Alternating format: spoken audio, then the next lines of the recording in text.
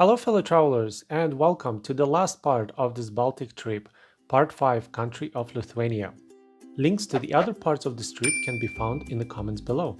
During 1 week in Lithuania, we visited 4 places: town of Siauliai, Klaipeda, Palanga, and of course the capital, Vilnius. In my part 4 of this Baltic trip video, I recommended to use gettransfer.com.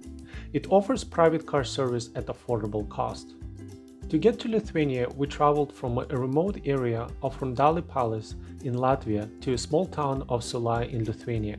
Both places are not well connected except by a private car. The driver that we found on gettransfer.com was very friendly and chatty guy. He gave us a small discount and even agreed to make a quick 30-minute stop at the Hill of Crosses at no extra cost. Hill of Crosses is located 15 minutes outside of town, and it was the main reason why we went through all these troubles taking this route.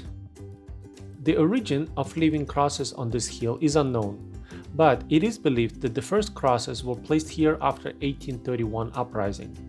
You don't have to be a Christian to place your own cross on this hill. People of many religions from all over the world come here every day. In 1993, Pope John Paul II visited the Hill of Crosses, declaring it a place of hope, peace, love, and sacrifice. Before going to Klaipeda, we spent one night in the town of Siauliai. I don't normally do reviews of Airbnb, but this place deserves recognition. Elena apartment is 2-bedroom loft-styled house that comes with very warm welcome and beautiful garden, where you can relax, pick fresh herbs for your tea or fresh vegetables for your salad. I posted the link to the listing in the comments below. Getting to Klaipeda from Siauliai was very easy. There are multiple buses and trains available throughout the day from the main station for under 20 euros. When we arrived to Klaipeda, we were very much surprised to find out how quiet the city was. We didn't see many tourists here and all the streets were quite empty. We were recommended to have a lunch at a place that's not even on the Google Maps. Located just steps from the main square, you have to look for Klaipeda Cultural Center. And there, in the small courtyard, you will find a couple of tables and a small door to an unnamed restaurant that serves the fantastic Lithuanian homemade food. Do you like a treasure hunt? Try to find the statue of a little mouse not too far from the restaurant. It's only a few inches tall, but it will bring you a lot of good luck if you rub its ears.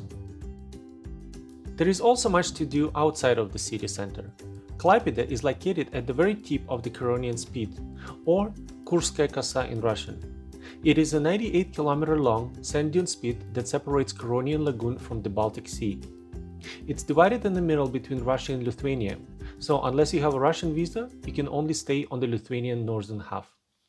To get to Curonian Spit, you just need to take a quick 10-minute ferry from Klaipeda. Once there, head north and you will find many attractions. One of the main attractions is the historical fisherman complex, with a replica of the old houses and even some live domestic animals. Little further north is the Sea Museum, where you can go inside the actual fishing boat and see some anti-Soviet propaganda. And of course, you should also visit the beach. With its nice warm sand and exceptionally cold water, this place offers a fantastic view of a Baltic Sea. Another must-visit place near Klaipeda is a small city of Palanga. Located just 30 minutes away, it can be reached by a local bus that will drop you off at the main park in front of the St. Mary Church. The main attraction here is the Amber Museum, which is located in the 19th century palace with a combination of history, art, and amber exhibits.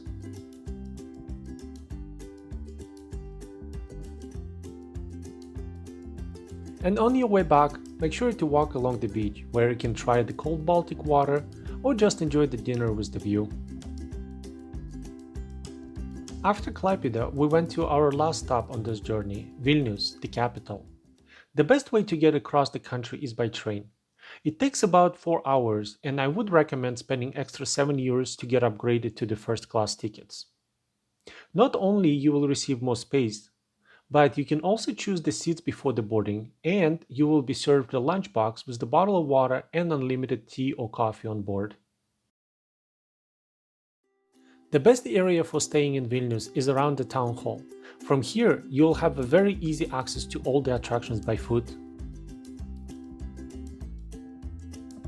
Vilnius is a truly European city with many beautiful buildings and churches. They all are beautiful, but if you have only very limited time, you absolutely must see the following three. Church of St. Anne, located just 10 minutes from the town hall, this 500 years old church remains the prime example of Gothic architecture. It was built using 33 different kinds of bricks. It's so beautiful that Napoleon said he wished he could carry the church home with him to Paris in the palm of his hand. Next is the Church of St. John's, named after St. John the Baptist and St. John the Apostle. It's part of Vilnius University, and it can easily be missed from the outside. You have to go through university gates to access it. In my opinion, this church has the most beautiful altar I've ever seen. Made in Baroque style, decorated with columns and statues made of different color marbles. Makes it look as if the entire structure floats, defying the laws of physics. And don't forget to visit the bell tower. It's not free, but it offers the best panoramic view of the city. And the last is the Cathedral Square, where you can visit the Vilnius Cathedral, Tower, and the Palace of the Grand Dukes of Lithuania. Vilnius Cathedral is the heart of Catholic spiritual life in Lithuania. Besides its beauty, Vilnius Cathedral has a very unique Roman room, built in the best traditions of the Roman Empire. Palace of the Grand Dukes of Lithuania is located right behind the cathedral and is a reconstruction of the original 15th century palace when Lithuania was under Polish rule.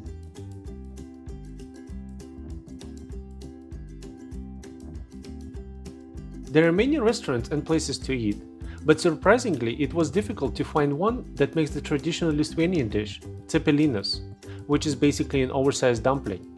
But the experience was quite rewarding. And if you're looking for dinner with a 5-star experience, you should try the restaurant at the Imperial Hotel and Restaurant.